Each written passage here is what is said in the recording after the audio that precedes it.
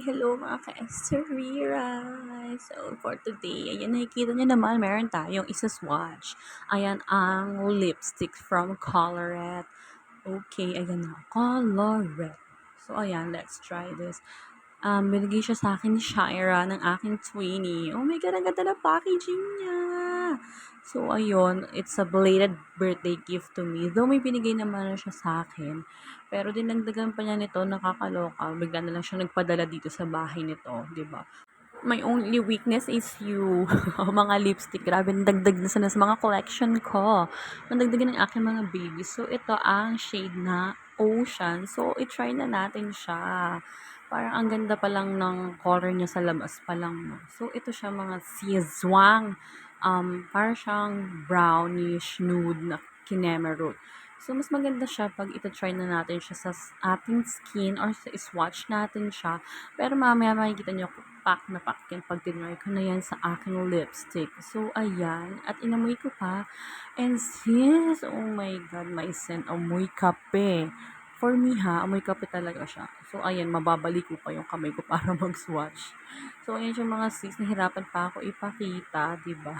So, ayun, i-try na natin siya sa aking lips. Okay, so medyo antayin nyo muna, no, kasi aayusin ko muna yung shape ng ating labi. Medyo malaki-laki ang ating labi. Ayan, di ba? Unang lagay ko palang super pigmented siya kasi mga sis, siya ay oil-based. O, di ba? Para sa perfume lang, oil-based, ganun. So, ayan siya. Makikita nyo naman parang shiny siya, no? Kasi nga oil siya. Pero pag nag-set na yan sa iyong lips, napakaganda. Parang siyang airy matte. Super lightweight lang siya. Hindi sticky sa feeling, mga sis. Promise. So, ayan, syempre, bear with me lang, mga sis. Raw to, raw film. So, hindi ko na masyadong inedit-edit. So, ayan, di ba? Parang ganda. Very, ano lang siya, natural looking lang sa lips ko. Tapos, ang ganda siya, ang ganda niya sa skin tone ko. So, ayan, ocean shade. Hindi lang makikita, hindi ko ma-autofocus. Ayan, di ba? So, ayan, kasi nga yung camera ko hindi na ganun ka-goods quality. Pero basta nakikita niyo naman ako clearly, okay na yun. At yung shade ang importante dyan. So, ayan, ipapakak ko lang. Sorry. Pak, ganun.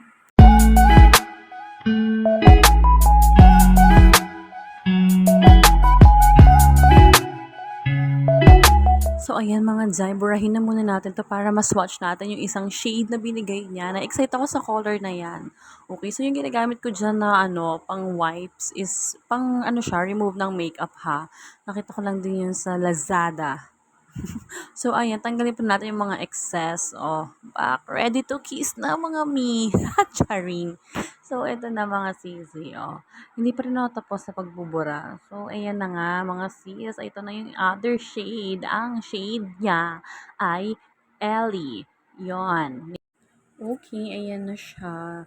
At oo nga pala, ialog-alog nga daw bago daw siya gamitin as per twin.